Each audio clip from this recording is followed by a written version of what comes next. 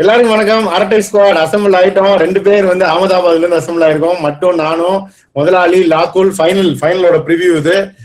ஒரு ஹைப்போட தான் இருக்கும். இந்தியா ஃபைனல் போயிட்டாங்க. T20 world cup back to back ஜெயிக்க போறாங்க அப்படின்ற ஒரு நம்பிக்கையோட ப்ரிவியூ ஸ்டார்ட் பண்றோம்.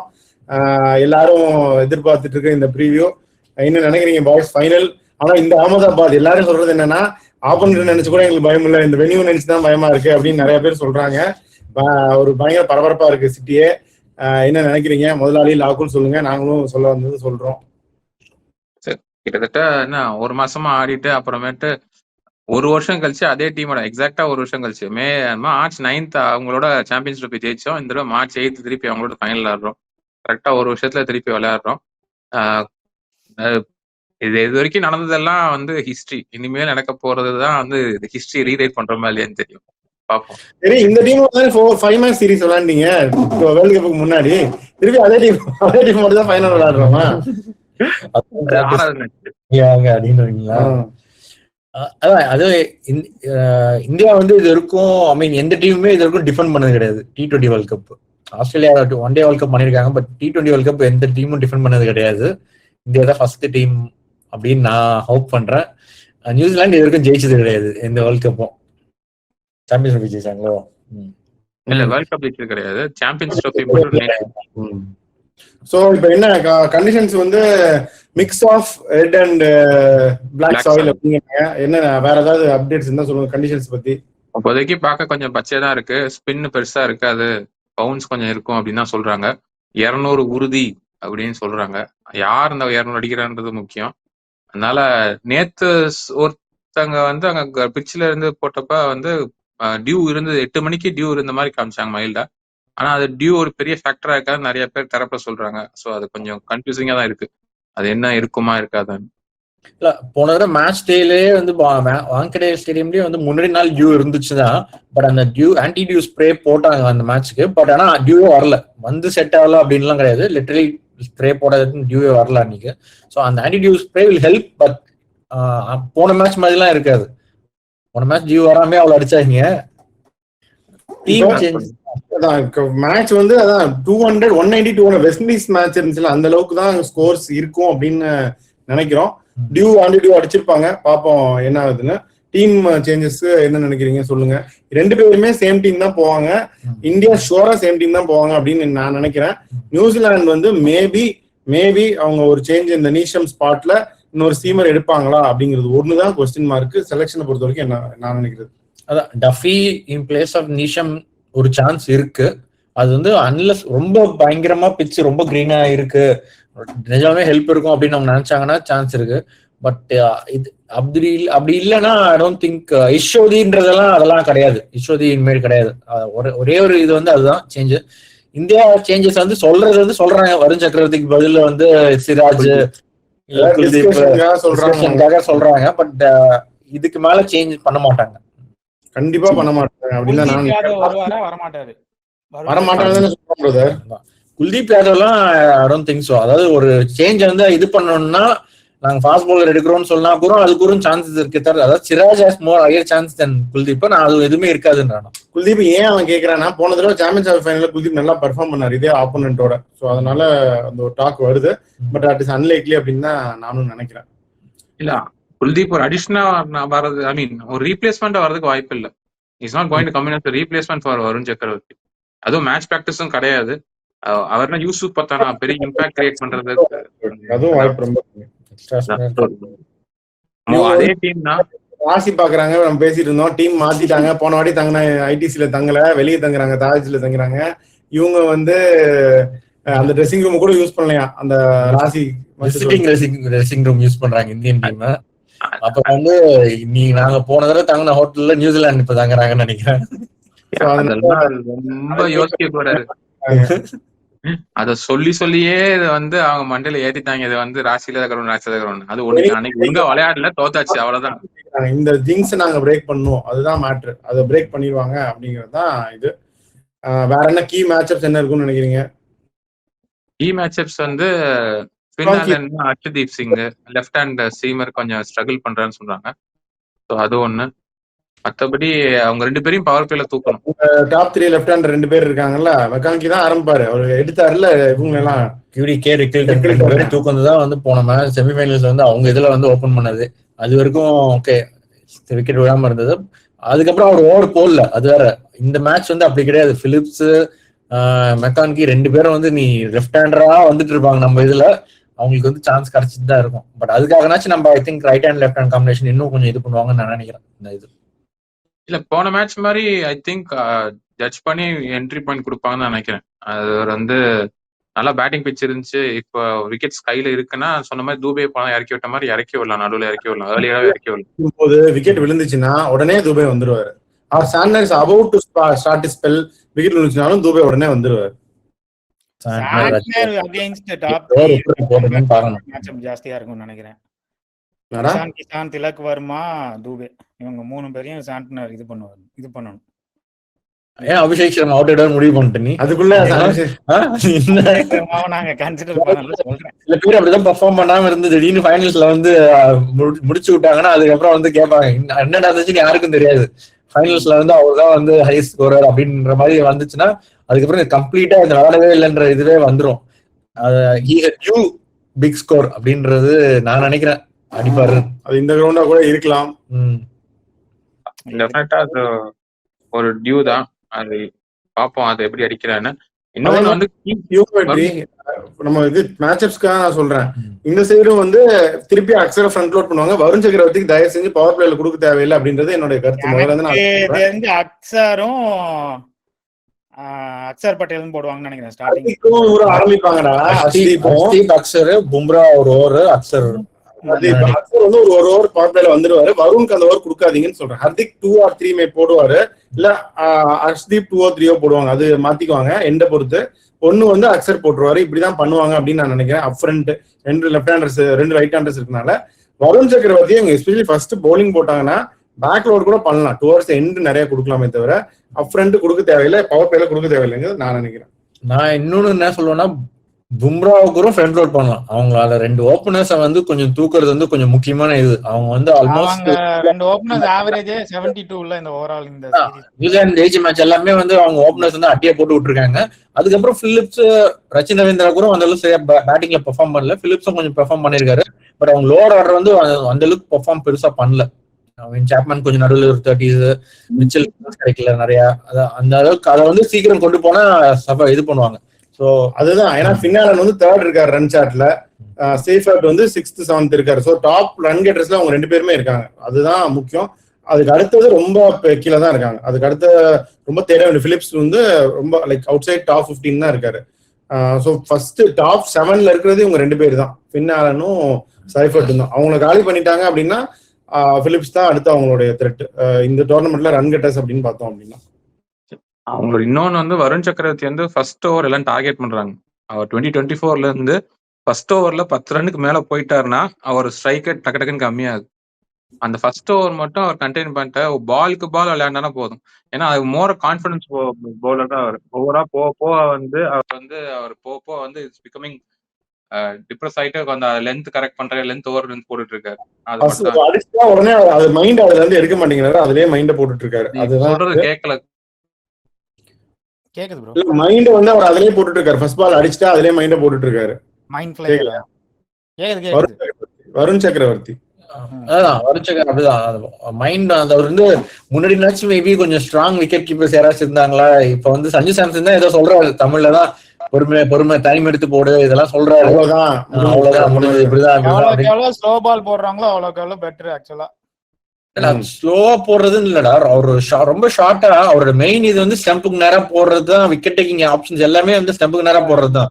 போன தடவை எடுத்த ஒரு விக்கெட் மட்டும் தான் நேரா அடிச்சிட்டாங்கன்னா வந்து வைடா போட்டு அதை தப்பிக்க பாக்குறாரு. ஸ்பின்னும் ஆக மாட்டேங்குது. இப்ப சாண்ட்னர் வந்து விக்கெட் எடுக்க மாட்டேங்கிறாரு, அட்லீஸ்ட் கண்டெயின் பண்றாரு. அது அவர் வந்து இந்தியா பும்ராக்கு ஈக்குவலா இருக்காரு அவரு. அவ்வளவுதான். அந்த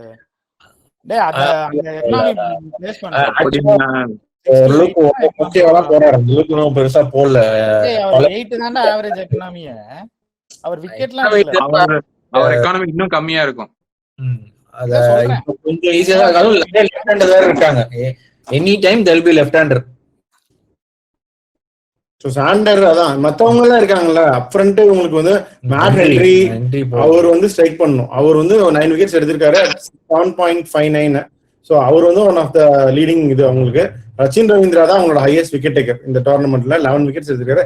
4 விக்கெட் கழிச்சிடலாம், பட் ஸ்டில் அவங்களுக்கு மேஜர் த்ரெட் வந்து மேட் ஹென்ரி தான் இந்தியாவுக்கு. ஸ்டில் போன இது ஞாபகம் இருக்கா, ஹென்ரி பேட் கிரிக்கெட் அது மாதிரி ஏதாவது பண்ணாதான் உண்டு. 2019 லாகி ஃபெர்கசன் 8.42 எக்கனாமில 6 விக்கெட் எடுத்திருக்காரு. அதுதான் அவங்களுடைய அடுத்த நெக்ஸ்ட் பெஸ்ட். அதான் அவங்க வந்து ஆல்மோஸ்ட் வந்து ஃபர்ஸ்ட் லாக்கி நிறைய விக்கெட் எடுத்தாரு. ஸ்ரீலங்கா போனவனே அவங்க ஓவரே வேணாம் அப்படின்ட்டாங்க. ஃபுல்லா வந்து பிலிப்ஸும் ரச்சின் இருக்கிறதுனால, ஜடேஜான்ற ரச்சின் இருக்கிறதுனால அவங்களுக்கு ஒரு அது பெரிய அட்வான்டேஜ் தான். லைக் எந்த சைடு ரெண்டு ஸ்பின்னரும் இருக்காங்க, பிளஸ் எக்ஸ்ட்ரா ஸ்பின்னர்ஸும் அதை எடுத்து போனாங்க. சாண்டர் 6.33 போட்டிருக்காரு, பட் ஆவரேஜ் வந்து 76 இருக்கு பவுலிங் ஆவரேஜ். மொத்த டோர்னமெண்ட்டுக்கே 2 விக்கெட் தான் எடுத்திருக்காரு. பிளேயிங் டோர்னமெண்ட் ஸ்ரீலங்கா, அதுவும் ஸ்ரீலங்கால வந்து 3 மேட்ச் விளையாடுனாங்க. அதுல வந்து இது பண்றது வந்து கம்மி தான். மொத்த டோர்னமெண்ட்டுக்கு 2 விக்கெட் தான் எடுத்திருக்காருடா. ரச்சின் ரவீந்திரா 11 விக்கெட்டா. அவர் வந்து மெயினா கண்டெயின் தானே பண்றாரு T20க்கு. அவரு விக்கெட் எடுக்கணும்னு அவர் ஆசைப்படல.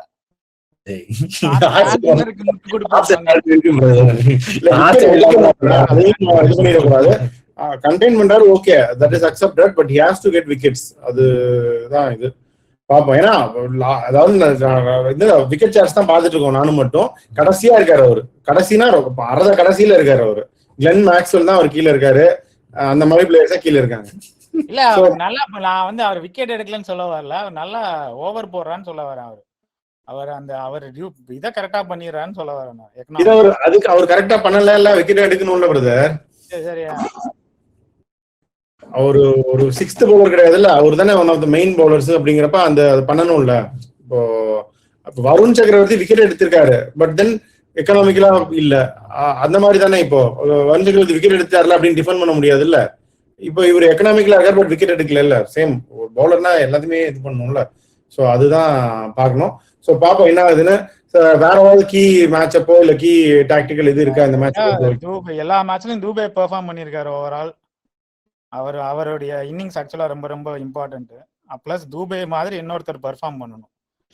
தூபேவை கண்டிப்பா நாளைக்கு இன்னும் ஃப்ரண்ட்ல முன்னாடி தான் அனுப்புவாங்க. அப்ப தி ஆர்டர் தான் அனுப்புவாங்க. அதே மாதிரி பும்ரா மாதிரி இன்னொருத்தர் ஓரளவு டீசென்ட்டா பவுலிங் போடணும். இல்ல அப்படி சொல்ல வரலடா. நான் அந்த கடைசி 3 இன்னிங்ஸ் பாத்தீங்கன்னா 180, 190, 200 இல்ல ஓரளவு க்ளோஸா தான் எல்லாம் போகுது. ஆக்சுவலா போன மேட்ச் வந்து ஹர்ஷ்தீப் கடைசி 2 பால் விட்டுரும். பட் மாதிரி ஆக்சுவலி ஃபர்ஸ்ட் நியூ பால்ல வந்து நல்ல ஸ்விங் இருந்துச்சு. மேபி இன்னும் கொஞ்சம் நல்லா போட்டிருக்கலாம். பட் சிலதெல்லாம் இன்சைட் எட்ஜ் இருந்துச்சு. பட் நல்லா தான் போட்டாரு. அது ரிசல்ட் வரல, கொஞ்சம் லக் இல்ல. அவரும் முக்கியம். அவரு ஹார்திக் பாண்டியா நியூ பால்ல வந்து ஓப்பனர்ஸ் எடுக்கலன்னா கேம் கையை விட்டு போனதுக்கு வாய்ப்பு உண்டு. நிறைய அடிச்சிருவாங்க. அந்த ஹெட் அடிச்ச மாதிரி அடிச்சிட்டாங்க அப்படின்னா இந்தியாவோடய பெர்ஃபார்ம் பண்ற டேரல் மிச்சல் விட்டுட்டீங்களா? இன்னும் யாரும் பேசவே இல்லையே. இந்த டிராவிஸ் ஹெட், கிளாசன், இந்த வரிசையில் இருக்கிற டேரல் மிச்சல், அவரை பத்தி ஒரு வார்த்தை சொல்லுங்க. ஆக்சுவலா அந்த 5 மேட்ச் சீரீஸ்ல அடிச்சது அவர் தான். அதிகமா கொஞ்சம் அடிச்சது அவர் தான் வந்து இல்ல. கான்வே இவங்களெல்லாம் வச்சு கொஞ்சம் பெருமையா அதனால வந்து எல்லாம் அவுட் ஆயிட்டாங்க. அதுக்கப்புறம் கடைசியா வந்து அவர் அடிச்சிட்டு இருந்தாரு. இல்ல ஏதோ அடிச்சாருன்னு சொல்றேன். இல்ல அப்படின்னா ஹையர் ஸ்ட்ரைக் ரேட்ல அடிச்சாரு. Is capable of accelerating. சொல்ல முடியாது அவரும் ஒருத்தர் அப்படின்னு சொல்றாங்க. ஆமா. பிளஸ் வேற ஹார்ட்ட பிரேக் பண்றேன்னு சொல்லியிருக்காரு மிச்சல் சாண்ட்னர். அவர் மாதிரியே இவரும் போட்டோ எடுத்திருக்காரு. இல்ல அது வந்து ஏஐ ஜெனரேட்டட். அப்படியா? அதே பேட் கமின்ஸ் போட்டோ போனது எடுத்தது. பின்னாடி கிரேட் செட்டை போட்டு பின்னாடி ஒருத்தர் நிக்கிறாரு அந்த இதுல ஸ்டேடியம்ல டீம் இருக்காரு. அதே ஏஐ ஜெனரேட்டட் அதே போட்டோ போட்டு அவங்க வந்து இது பண்ணிட்டாங்க. AI generated. அதனால ஒன்னும் அதே சொக்கா போட்டு எடுக்கல. அது வரைக்கும் சந்தோஷம். அதே பேண்ட் சொக்கா போட்டு எடுக்காம இங்க அந்த ஸ்டெப்வெல் இருக்கு அகமதாபாத் பக்கத்துல. அந்த ஸ்டெப்வெல்ஸ்ல போட்டோ எடுத்தாங்க கமின்ஸும் ரோஹித்தும். அதுக்கு ஒரு கதை சொன்னாங்க. டிராஃபிக் யார் லெஃப்ட் சைட்ல நிக்கிறாங்களோ அவங்க தான் ஜெயிப்பாங்க, ரைட் சைட்ல நிக்கிறவங்க தோத்துருவாங்க அப்படின்னு. இந்த வாட்டி அவங்க போட்டோ ஷூட்டே பண்ணல. அதனால பல இதை பிரேக் பண்றாங்க. எந்த no room for any sentiment. நாங்க வந்து நாளைக்கு வலது கால எடுத்து வச்சு தான் உள்ள வருவாங்கன்னு நினைக்கிறேன். சென்டிமெண்ட் இவ்வளவு சென்டிமெண்ட் பண்றாங்க. அதாவது பேசிக்கலி என்ன சொல்ல வராங்கன்னா, என்ன மேட்ச் முக்கியமான மேட்ச் நடந்தாலும் இங்கதான் நடக்கும், நீங்க ஜெயிச்சுதான் ஆகணும் அப்படின்ற மாதிரி இருக்கு. அவ்வளவுதான். ஆமா. அதனால நாளைக்கு இந்த ஜிங்ஸ் பிரேக் ஆகுதா இல்ல அகமதாபாத்ல டோர்னமெண்ட் நடக்கிறது பிரேக் ஆகுதா அப்படின்னு தெரியும். பார்ப்போம். பட் இந்தியா ஜெயிச்சிரும் அப்படின்னு நம்புவோம். They going as favourites. வேற யாராச்சும் நியூசிலாந்து ஜெயிக்கும்னு நினைக்கிறீங்களா? சொல்லுங்க. நான் நியூசிலாந்து ஜெயிக்கும்னு நினைக்கிறேன் ஆக்சுவலா. ஜெர்சி கழட்டிக்கலாமா? இல்ல அதே நியூசிலாந்து ஒரு டீசன்ட் டீம், இன்டெலிஜென்ட் டீம் தான். அவங்க வந்து எல்லாமே பக்காவா பண்ணிருப்பாங்க. நம்ம வந்து கொஞ்சம் அவங்க வந்து 30 வருஷமா டீசன்ட் டீம் தான், அதுல எந்த டவுட்டுமே கிடையாது. இந்த வாட்டி ஓரளவு இருக்காங்க பிரதர். அவங்க வந்து எப்பயுமே அண்ணன் தம்பி அமெரிக்கா மாப்பிள்ளையாவே இருக்காங்க. அமெரிக்கால இருந்து வர்றாரு வந்து அப்பாஸ் மாதிரி இறங்குறாங்க ஏர்போர்ட்ல வந்து ஆக போறாங்க பாருங்க. யார் மாதிரி? எல்லா படத்துலயும் அமெரிக்கால இருந்து ஒரு அப்பாஸா இருக்காங்களேப்பா. சொல்லிட்டாரு, நாங்க ஜோக்கர்ஸ் இல்ல, ஒரிஜினல் ஜோக்கர்ஸ் அவங்கதான், இது வரைக்கும் ஒண்ணு கூட ஜெயிச்சது இல்ல அப்படின்ட்டாரு. அவங்களும் வந்து 2021 ஃபைனலுக்கு வந்திருக்காங்க, ஜெயிக்கல. 2019 ஃபைனல் போனாங்க, ஜெயிக்கல. சாம்பியன்ஸ் டிராபி ஃபைனல் வந்தாங்க, ஜெயிக்கல. அப்புறம் அவங்க என்ன, அவங்க மட்டும் என்ன இதுதானே, ஏன் அவங்க போய் ஜெயிக்க கூடாதா?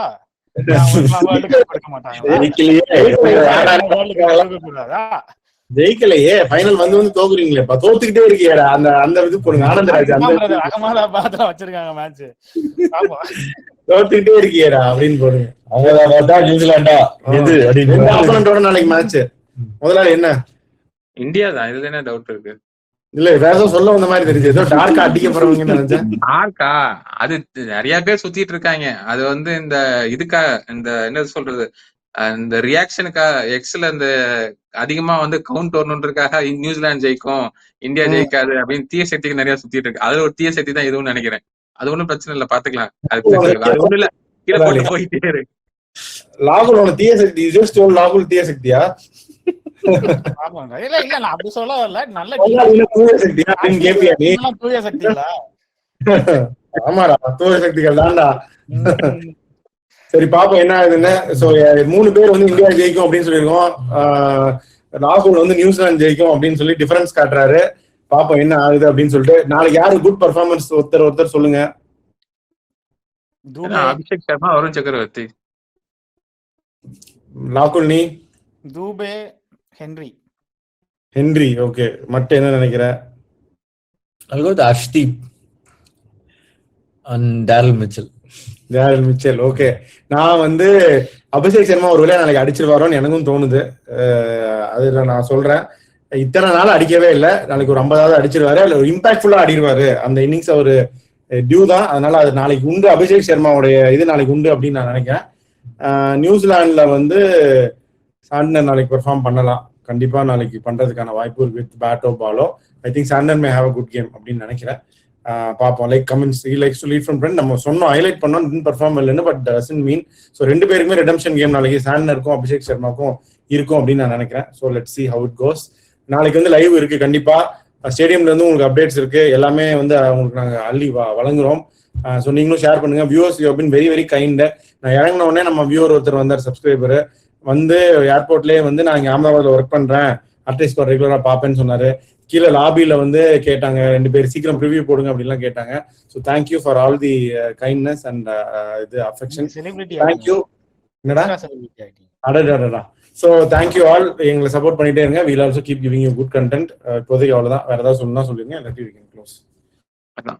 So we'll be back with more. We'll sign off with this Artist Squad. Bye.